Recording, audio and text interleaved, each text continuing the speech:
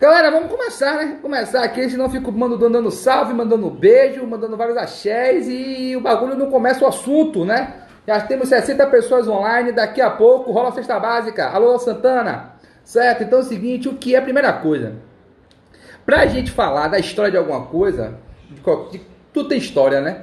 Qualquer objeto da nossa cultura, qualquer fator cultural nosso, ele ele tem por trás uma história, né? Uma origem e uma perpetuação, seja algo a longo prazo ou a curto prazo, certo? Então, para a gente poder falar de história da comida baiana, a gente precisa entender o que é comida baiana, criar aqui um conceito de comida baiana.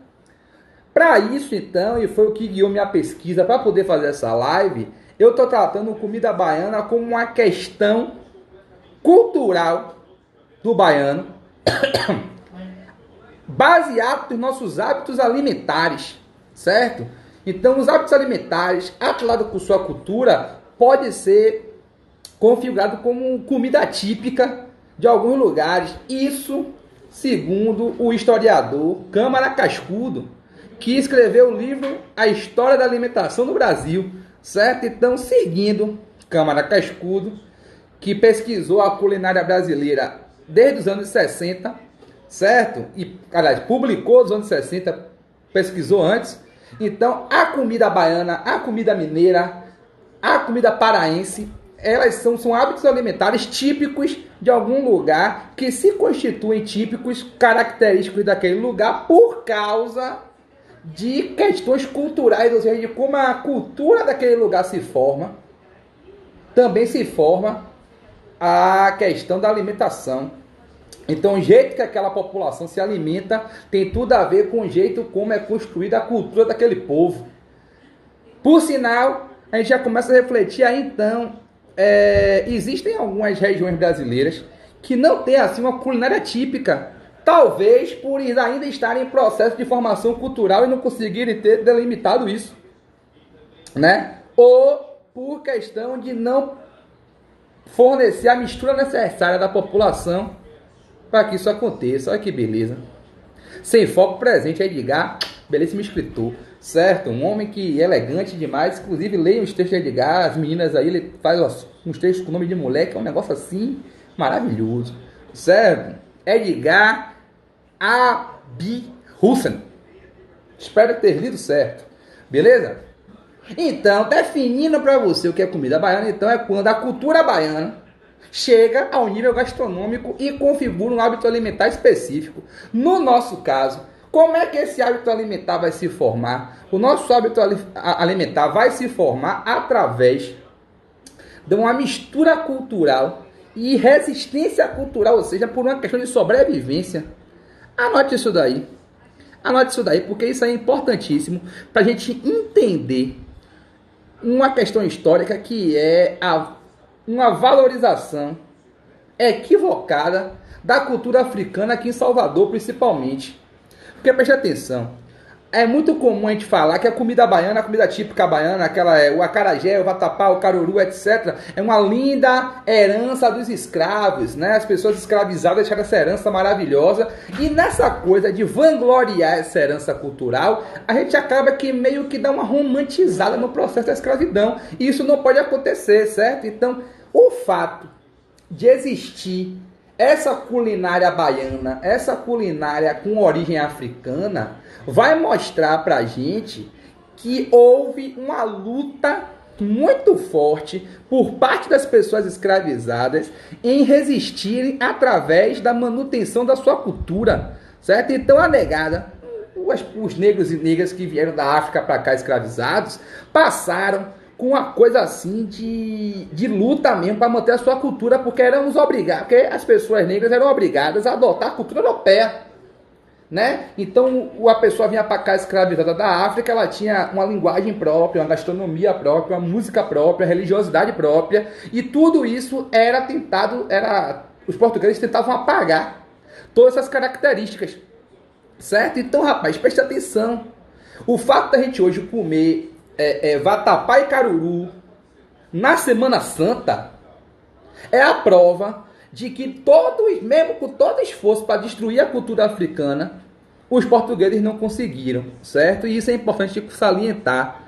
Isso vai aparecer constantemente na nossa cultura alimentar. Principalmente, qual foi o grande fator de resistência desse povo africano? A sua religiosidade. E aí, negão, vamos pensar aqui contigo, vamos pensar com o Teteu, que é o seguinte, presta atenção. A religiosidade africana não era uma religiosidade cristã. A comida baiana, então, ela vai ter uma origem fora as partes o cristianismo. Então, quando a gente pensa em Caruru de Santa Bárbara, Caruru de São Cosme, a comida baiana que é servida na sexta-feira santa, tudo isso vem acompanhado de uma resistência cultural africana que não abriu mão da sua cultura alimentar, nem desistiu da sua religiosidade, uma vez que o candomblé tem muitas características originárias justamente da questão alimentar, né? Os orixás, eles têm uma relação com o alimento muito próximo, e muito do que a gente se alimenta hoje e trata como característica cultural da Bahia é intimamente ligado à questão do candomblé. Então, se você é crente e gosta de acarajé, você é safado, viu? Que se você é crente, fica chamando tudo que é questão de candomblé, de negócio de satanás. Quando você come um acarajé, Satanás está cutucando seu cu, viu? Fique ligado e largue dessa besteira, desse negócio, essa idiotice, desse preconceito religioso. Aceite que a cultura ela é muito além das características preconceituosas que cada um carrega, beleza? Seja crente, coma seu acarajé, não coma bolinho de Jesus, certo? Porque chamar acarajé de bolinho de Jesus é você tratar mal toda uma cultura de um continente, desgraça, certo? Então não fique vacilando não, viu? Pelo amor de Deus, coma seu acarajé, seu caruru, seu vatapá, porque é delícia, porque simplesmente pelo fato de ser delícia. E agradeça a todos os povos africanos que lutaram para manter isso vivo, viu? De fila da puta, seu crente safado. Ou então abra mão, desista da comida de azeite, desista da comida baiana, certo? E abrace outros passos típicos que eu vou falar daqui a pouco, certo? Daí então, eu preciso falar sobre a questão o que é que vai caracterizar a comida baiana, o que é que vai construir a comida baiana. Como diria Eric Jacan, lá do Masterchef, a comida baiana tem como grande característica o tempero, certo? O tempero são alguns ingredientes que vão dar o sabor característico da comida baiana. Isso ainda fazendo referência à câmara cascudo, certo? Que vai caracterizar a comida africana que veio para o Brasil como um tempero forte, baseado em azeite de dendê, leite de coco, gengibre e pimenta. Então, uma boa comida baiana, ela tem que tomar como base esses 4 ingredientes: azeite de dendê, leite de coco, gengibre e pimenta. Se não tiver essas 4 coisas, negão, tem alguma coisa errada na sua receita, certo? É necessário que você pense a partir dessa base de tempero. Com o tempo, vão surgir outras coisas, porque aí também a gente vai entrar... Calma que eu vou falar do coentro. O pessoal tá nervoso por causa do coentro. Calma. O coentro, ele tá aqui, mas ele vai vir depois. Não existe na base lá da comida de religiosa o coentro, não. Certo? O coentro vem depois. Vem a partir do contato com a culinária indígena. Porque quem gosta de coentro era índio. Era um tempero dos índios, não era o tempero do negão. Mas, verdade seja dita, o coentro só tem essa característica assim forte, né? Para pessoas de bem. O coentro, na verdade, eu tenho para mim que ele é como se fosse uma erva que afasta espíritos ruins. Então, se a pessoa não gosta de coentro, desconfie. Não é a pessoa não tem um espírito bom. É uma pessoa da alma pesada. É uma pessoa com a energia negativa. Dê uma surra de coentro nessa pessoa para você ver se ela não melhora, certo? Eu deixo aí a minha locubração sobre o coentro.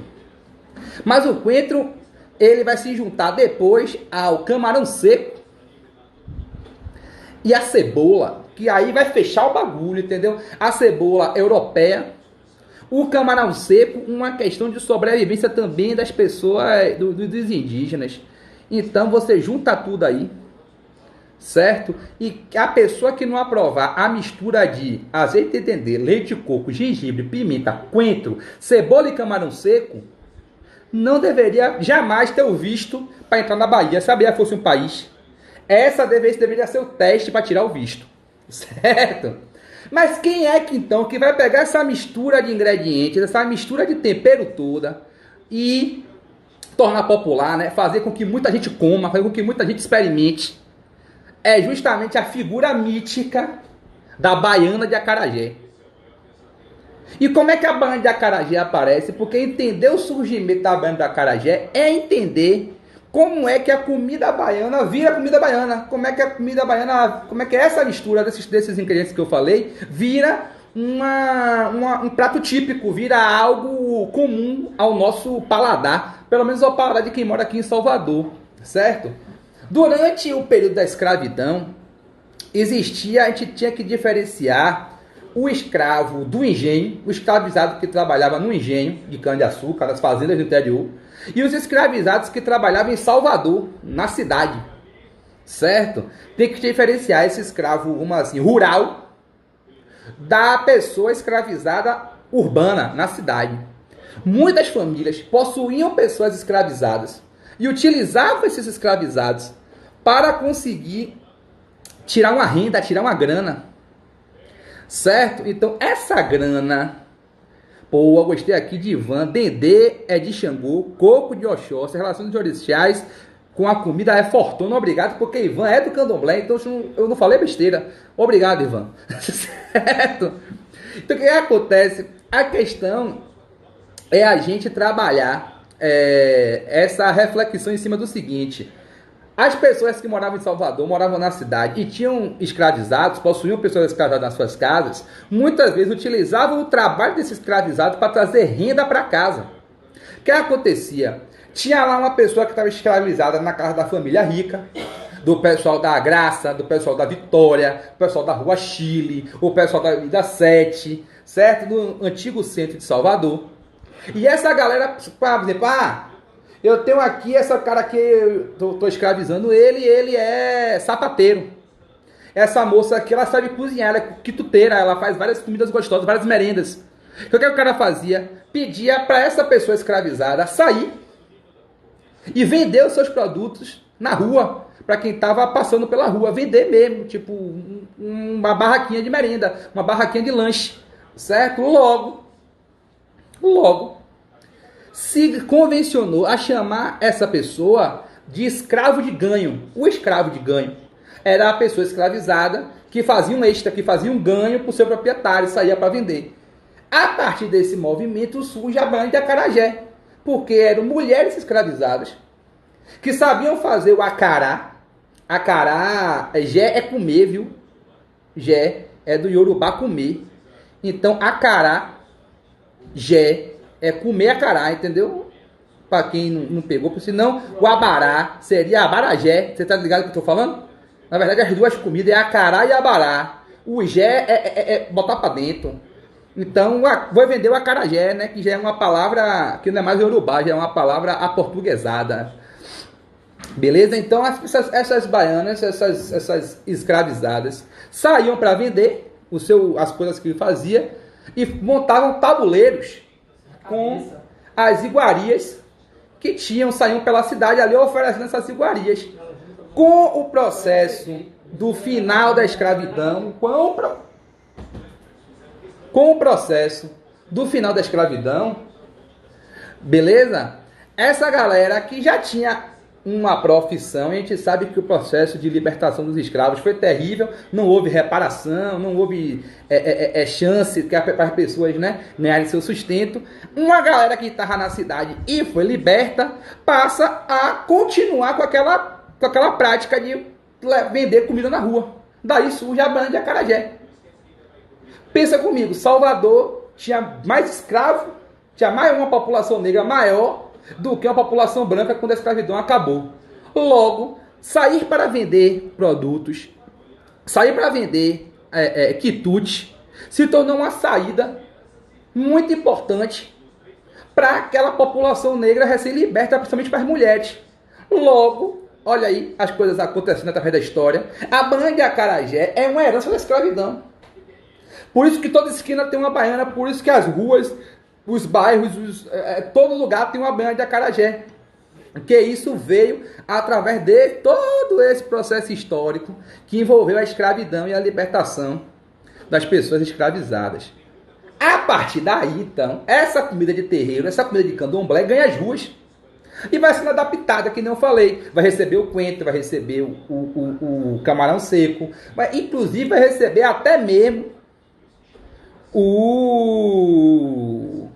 a Coca-Cola. Né? Vai acabar com isso. A mistura de cultura aí. Porque hoje em dia é muito comum você pedir um acarajé com uma Coca-Cola. A mistura de milênios de apuração culinária, né? Com anos de capitalismo selvagem se junta aqui no tabuleiro da baiana e você vai comer lá, né, a vinagrete com acarajé, com Coca-Cola e por aí vai. Essa seria a nossa base culinária africana. Tem a base culinária também indígena, né? E assim, para quem tá pensando que a grande herança culinária do indígena é a tapioca, é o beiju, ó, o seu cu. Você pode não saber, mas comer pirão é um prato indígena. Então, se você é uma pessoa que não gosta de pirão, você tá errada. O coentro é indígena. Então, se você gosta, por exemplo, de pirão de muqueca, o pirão de muqueca só é possível porque um índio ficou amigo de um negão africano, juntou os dois, e aí o índio pegou o caldo da muqueca e fez um pirão. Porque a farinha da gente, a farinha de mandioca, certo? A farinha de mandioca, a mandioca é um alimento de cultura, que vem da cultura indígena, né? Então essa galera aí vai trazer a outra base alimentar da gente, que é a farinha. A farinha é até mais importante do que a tapioca, né? Então é importante a gente lembrar dessa coisa. E aí eu separei aqui alguns pratos que são tipicamente baianos, tipicamente soteropolitanos, e que a gente não encontra em outros lugares. A gente pensa até que é uma parada assim de outro país, mas não é. E assim, trazendo o debate para uma história mais recente, já ali nos anos 70, 80, rapaz, tem uma Sandra aí que é todo mundo xingando Sandra porque Sandra falou que eu não gosto de coentro. Respeite Sandra, rapaz. Isso aí corrige com o tempo, Sandra. Seu paladar vai se adaptar e você vai melhorar como pessoa, você vai ver como ser humano mesmo. Viu? Não fique aborrecida não porque você não coisa coentro. Bote coentro na comida. Se liberte disso aí. Coentro é vida. Por favor. Coentro, farinha, meu Deus, né?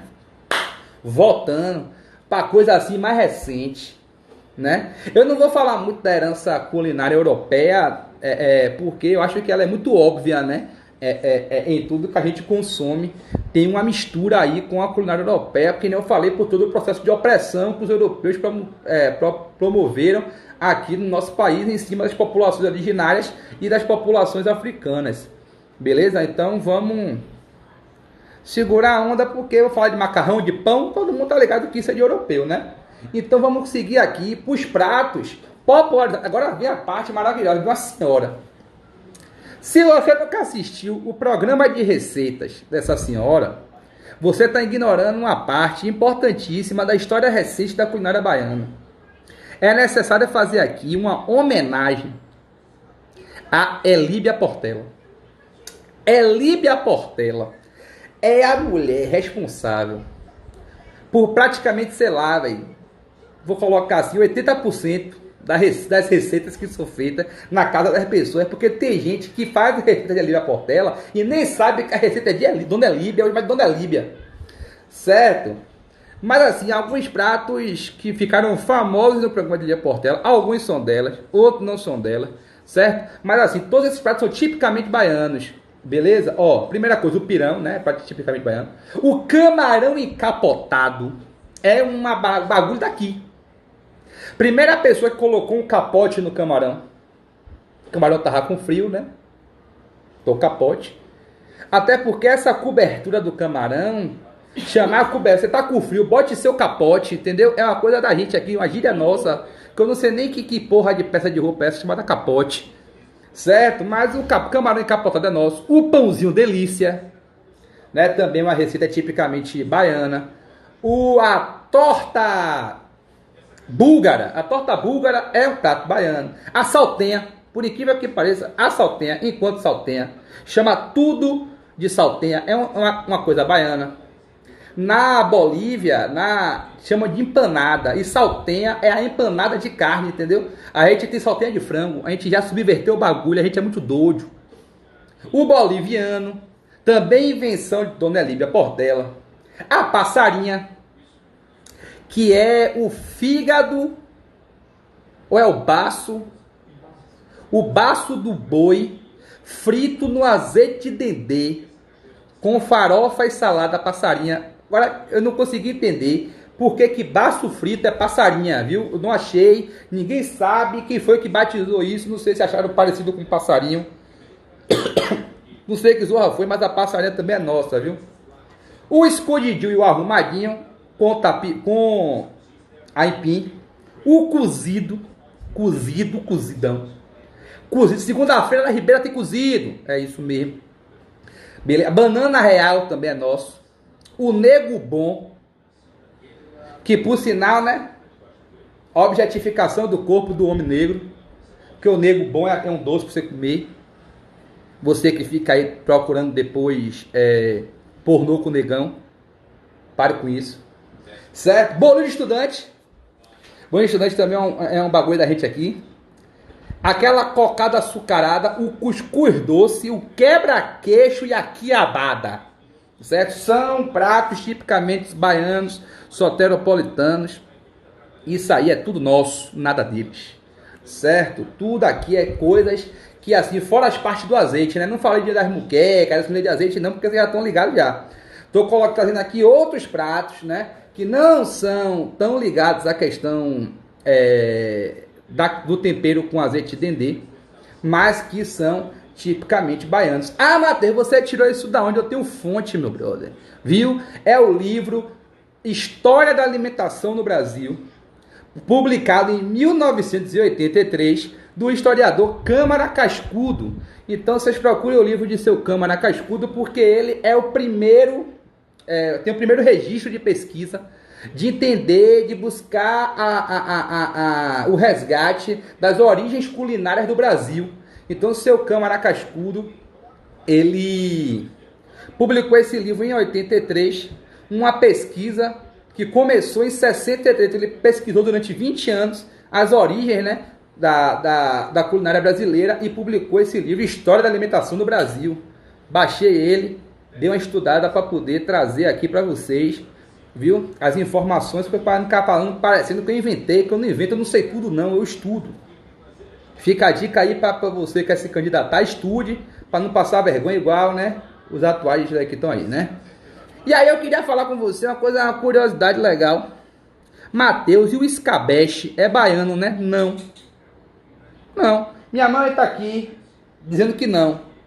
Não achei escabeche no livro de seu Câmara Cascudo. Mas o nosso escabeche é diferente de todo mundo. Mas manhã tá dizendo aqui que o escabeche não é uma receita baiana, porém o jeito baiano de fazer escabeche é um negócio assim diferente. Porque a gente bota leite de coco.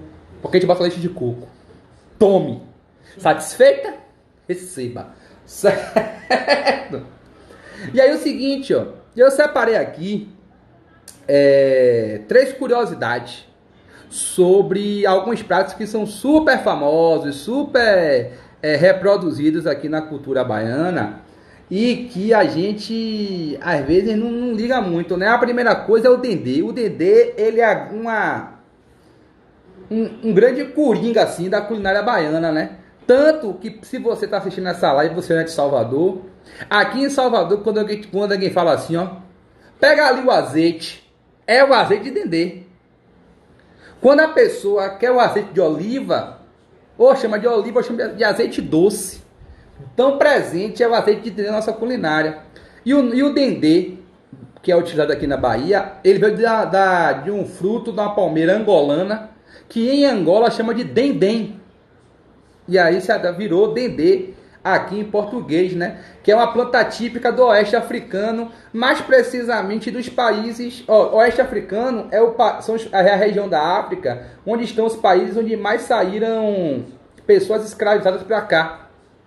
Então Angola, Nigéria, Benin, Togo e Gana. Esse pedaço da África aí está no oeste africano, certo? Lá tinha muita palmeira de dendê. Esse óleo da palma do dendê, do fruto do dendê, né, ele tinha um valor religioso muito grande, como eu falei no começo. Essa questão da resistência, né, contra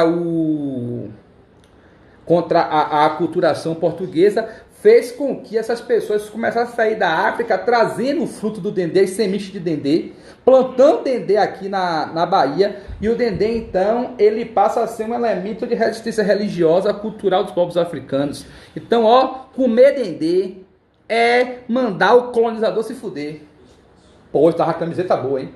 Comer dendê, mandando o colonizador se fuder. Que é sempre importante mandar o colonizador se fuder, né? Deixei essa reflexão. E aí o dendê, tanto que o dendê vira um negócio baiano, que o vatapá, por exemplo, é isso que eu queria trazer para vocês. Existem dois vatapás, né, no Brasil. Tem o vatapá daqui e tem o vatapá do Pará. O vatapá do Pará, ele vai ter uma origem mais indígena. E o vatapá baiano, a questão mais africana. Certo? Então, o vatapá mesmo, ele é uma mistura da açorda portuguesa com ingredientes do recôncavo baiano e a habilidade das cozinheiras africanas para adaptar isso tudo para o culto aos orixás. Copia isso do livro de Seu Câmara Cascudo. Certo? Mas é essa onda mesmo. Então, existia um prato, um creme português, que as sinhás mandavam ali, né? Para a galera conhecer, mandava fazer. E a partir do conhecimento dessa receita, se acrescentou o azeite de dendê, se acrescentou os temperos do recôncavo, que são esses temperos africanos, e daí surge o vatapá baiano. O vatapá do Pará, ele é mais parecido com o prato português, a sorda portuguesa, porém com mais tapioca, com coco, com camarão fresco, não seco, que nem aqui. Certo? E como eu falei de vatapá, que rufem os tambores, eu quero chamar a convidada especial dessa noite. Por favor, Dona Rita, chegue para debaixo. Não foi nada que eu pedi, ó. Tá arrastando na cadeira agora, eu falei com ela mais cedo. Bote a cadeira aqui do meu lado. Cheguei! Aqui, eu vou dividir o microfone com manhã. Aqui, velho. Você vai falar por onde? Eu vou falar aqui com você. Aí é o seguinte, ó. Manhã tá aqui porque ela faz um vatapá maravilhoso. Então, vocês aí, por favor, lápis e caneta na mão. Porque manhã vai dar uma receita de vatapá pra vocês. Vatapá que minha mãe faz, que eu acho top. Certo? E todo mundo que comeu aqui em casa já top também. Então, a partir de agora, amanhã assume aqui para ensinar para vocês uma receita de vatapá dela. E que, na verdade, me deu trabalho. Porque eu sou daquela cozinheira que eu não sei medir. Eu não sei botar nada na balança. Eu faço tudo de olho, tá sabendo? Mas aí eu aproximei as quantidades aqui. Então, para fazer um vatapá legal, eu faço vatapá de farinha de pão. Não faço vatapá de farinha de trigo, que é aquele negócio melequento, não gosto daquilo não. Tá? Ou você faz de farinha de rosca, que é farinha de pão. Ou se você tiver um pãozinho velho, ó, você descasca, bate no liquidificador e fica com o seu pãozinho aí para fazer o seu vatapá. Se você usar 200 gramas de farinha de rosca, aí você pega 200 gramas de camarão seco, tira barbinha, rabinho, cabeça, separa a cabeça, tira o zoinho da cabeça e guarda a cabeça. Camarão limpo, né? Aí você vai pegar 3 cebolas grandes, tá certo? Um pedaço pequeno de gengibre. Quem não gosta de gengibre, não bota. Bota sim, bote. Mas tem gente que não gosta, né? Aí vamos querer tirar o coentro. 50, não tem coentro no vatapá. Da comida toda, minha mãe. 50 gramas de castanha torradinha e 50 gramas de amendoim torradinho. E leite de coco e dendê. Detalhe do leite de coco. Quem fizer seu vatapá com leite de coco de garrafa, coma some, não me chame. Não chame. Minha mãe. Então você pega um coco, certo?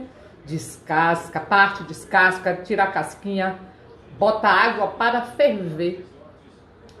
e bate esse coco com água quente para você extrair o leite de coco puro, tá? Para essa quantidade você precisa de um meio litro de coco puro, certo? Aí esse leite de coco puro você vai bater com os temperos que eu falei. Mistura com a farinha de rosca. Se precisar de um pouco mais de leite de coco, aquele bagaço que sobrou, aí você bota mais um pouquinho de água quente, extrai mais leite, completa, certo? Sal a gosto do freguês, certo? E bota para mexer, sem azeite.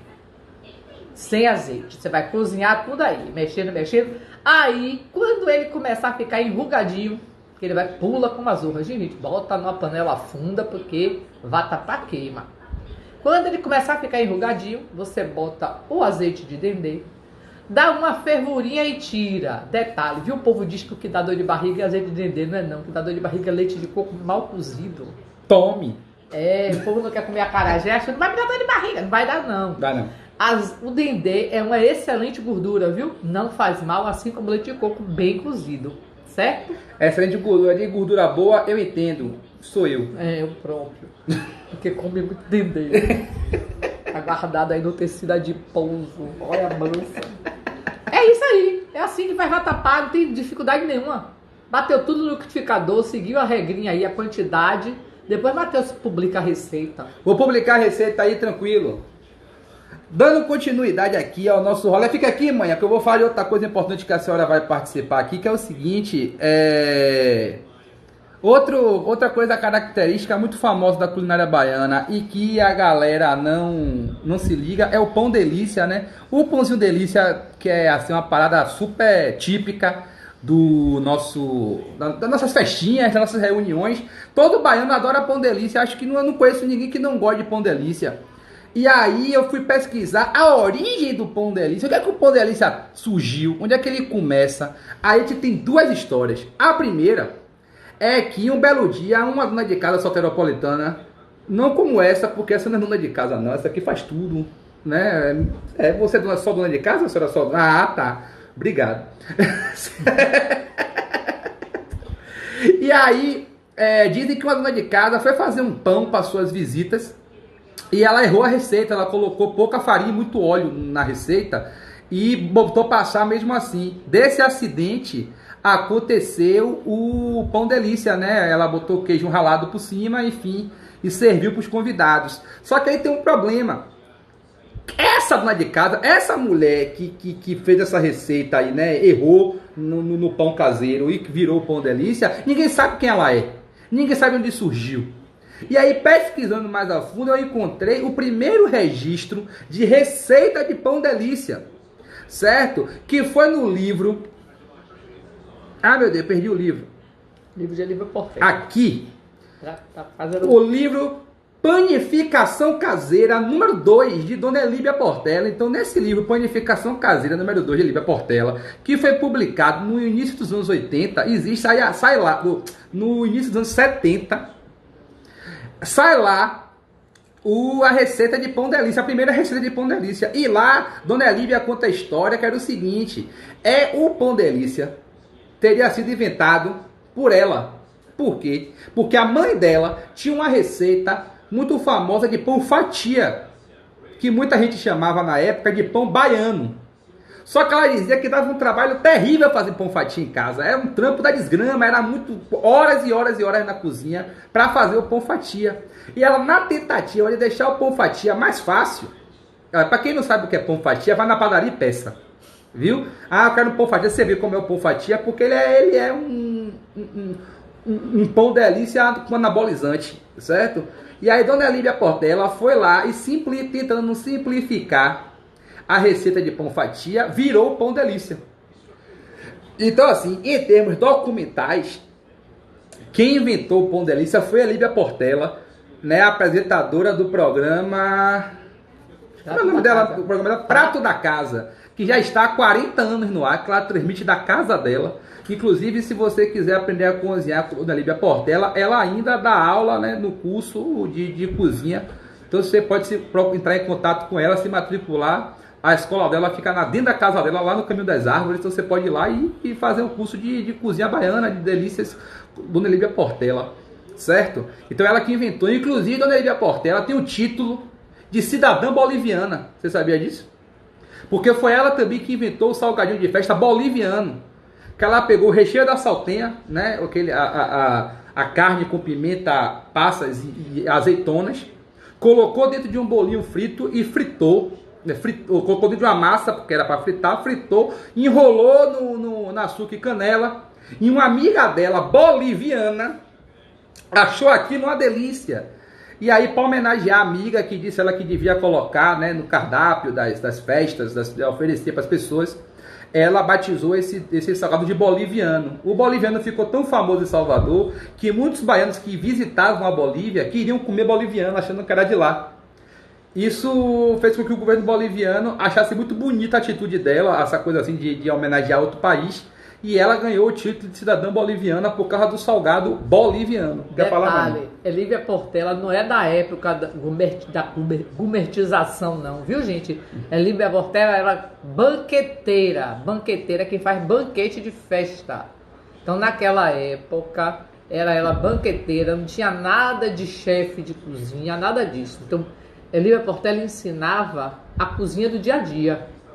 Os salgadinhos, os docinhos, tudo que a gente consumia no dia a dia. Não tinha nada sofisticado, nada com Nutella, nada com ganache, nada. Era glacê real, bico perlê, bico pitanga. E a gente fazia as coisas. Eu desconfio até que foi a Lívia Portela ela que decorou o bolo com glacê branco, com cacho de uva em cima. Claro, era a coisa da moda da época. Clássico, agora, né? Inclusive você aí, ó, se você nunca passou por um aniversário que o bolo da criança era bolo branco, goiabada, bolo preto, glace branco, que é açúcar puro, e assim uma maçã cortadinha com cacho de uva, rapaz, você é muito privilegiado, viu? Sua infância foi muito rica. Não. Foi muito rica. Ou não. Não, porque até o pobre vê esse bolo, todo mundo vê esse bolo. A pessoa pode ter visto bolo de longe, mas esse bolo ela viu. Tô sendo privilegiado ou não. Ou não, privilegiado porque... é quem come. É boi de otário que nunca comeu, se lascou. Muito justo. Então, quem quiser reviver tempos áureos, faça esse bolo em casa aí, marque manhinha na foto, é Rita Buente 21, ou Confeitaria Buente, que é ela que faz os bolos. E encomende um bolo clássico na mão de minha mãe, de bolo de coco. Bolo de tapioca, bolo de coco, laranja, com recheio de goiabada. Cenoura, de milho, de aipim. Tudo de bom. Pronto, encomende o bolo aí na Confeitaria Buente, tá fixado aí o comentário. Certo? E aí por último, então, Dona Lívia Portela, que é de Jacobina, é filha de uma banqueteira, né? Tem mais de 40 anos de experiência. Dona Lívia Portela está com 71 anos e segue trabalhando, segue apresentando o programa. Pois bem, aproveite Dona Lívia viva, porque Dona Lívia, ela é assim um marco. Por quê? Porque foi a pessoa que normatizou, né, esse lance da culinária baiana, que tem um programa de receitas, né? Ela é da época de Palmeirinha. Eu acho que você vai ganhar um banquete de Portela. Rapaz, mas assim, quando a gente estuda história, a gente acaba encontrando essas figuras. Lívia Portela não é da época de Palmeirinha, não. Lívia Portela é da época de Ofélia. Só os velhos compreenderão o que eu tô dizendo. Ofélia é antes de Palmeirinha, minha mãe? Ofélia é, porque Palmeirinha, ela era banqueteira, mas não estava na televisão. Ela apareceu na televisão junto com Ana Maria Braga. Ofélia, tá. E aí, ó, Lívia já estava na TV. Lívia é antes. É da TV Itapuã. Que Lívia Portela, inclusive, é um grande programa de culinária baiano, né? Porque o nacional era a Ofélia que apresentava, né? Isso. Então minha mãe aprendeu muita receita. Ofélia na Bandeirante.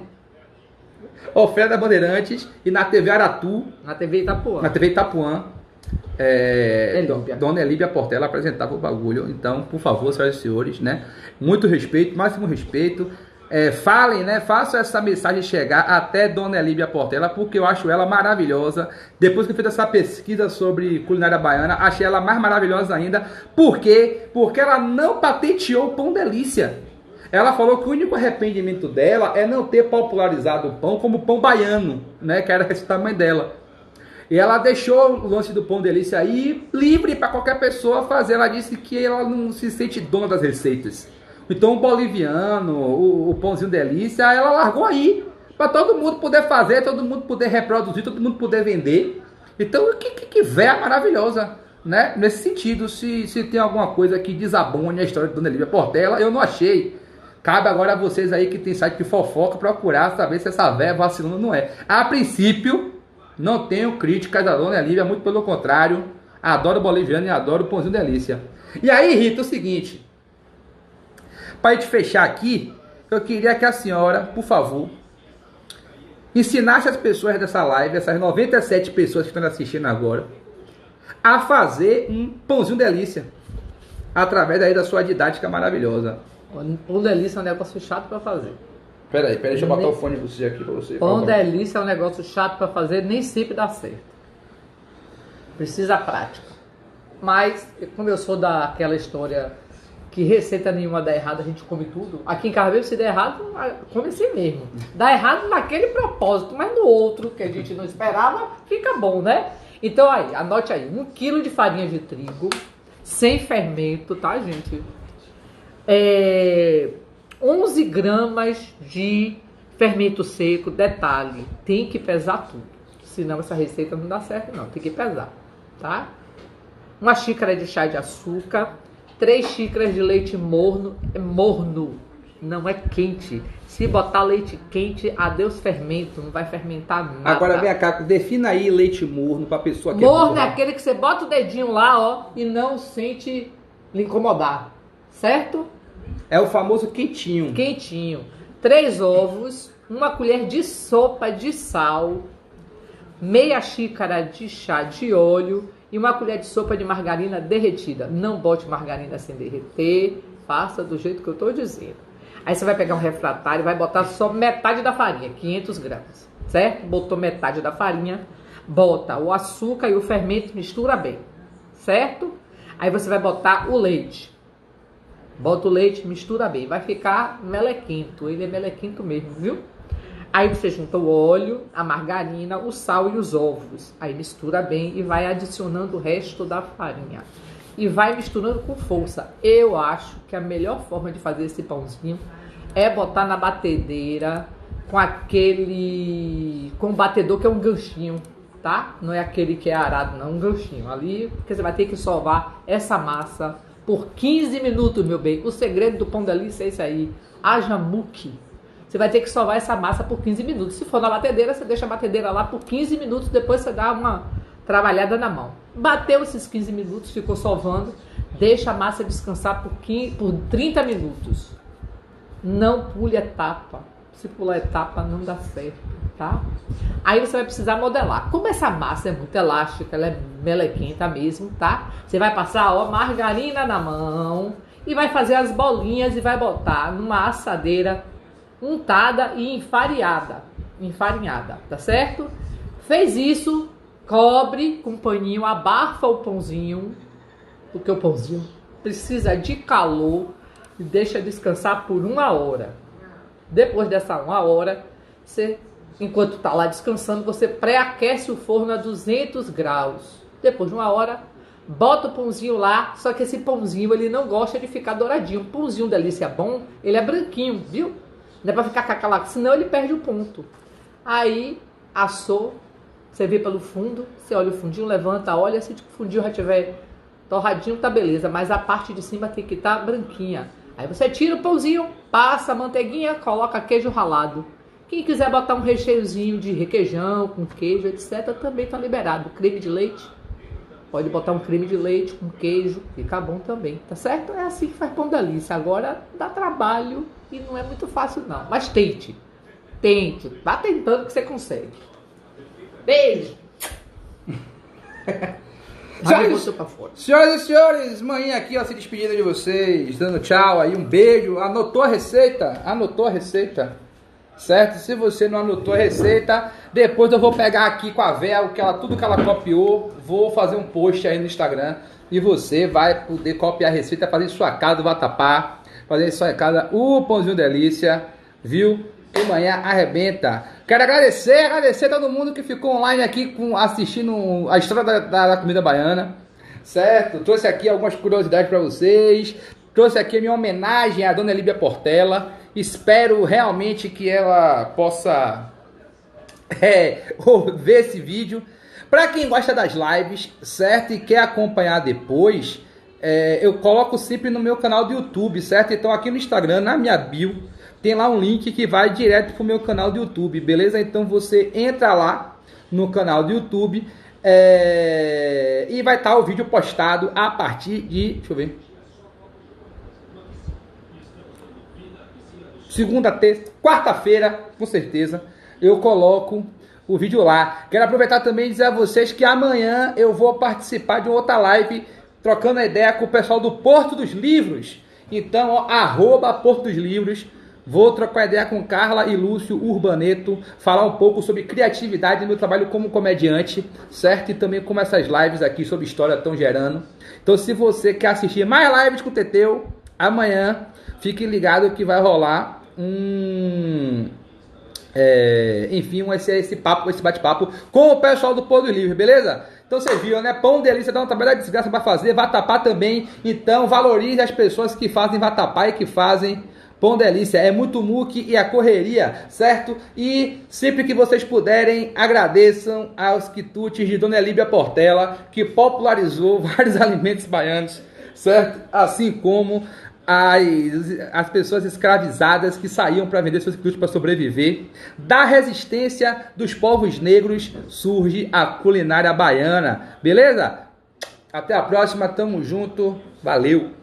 Uau, Matheus, eu nem preciso mais falar a você que sou Elíbia Portela.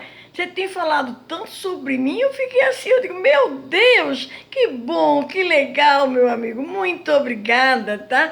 Realmente, olha, é história que não acaba mais. Agora, a principal delas não é só o boliviano, é o pão delícia da Bahia, que hoje é o maior sucesso, você não tem ideia. Isso eu lancei há 50 anos atrás. E é quem tem ajudado a muita gente nesse momento de epidemia. O pessoal fazendo delivery com o meu pão delícia. É muito bom isso, é muito gostoso. Beijão pra você, muita paz e sucesso sempre, tá bom? Fica com Deus.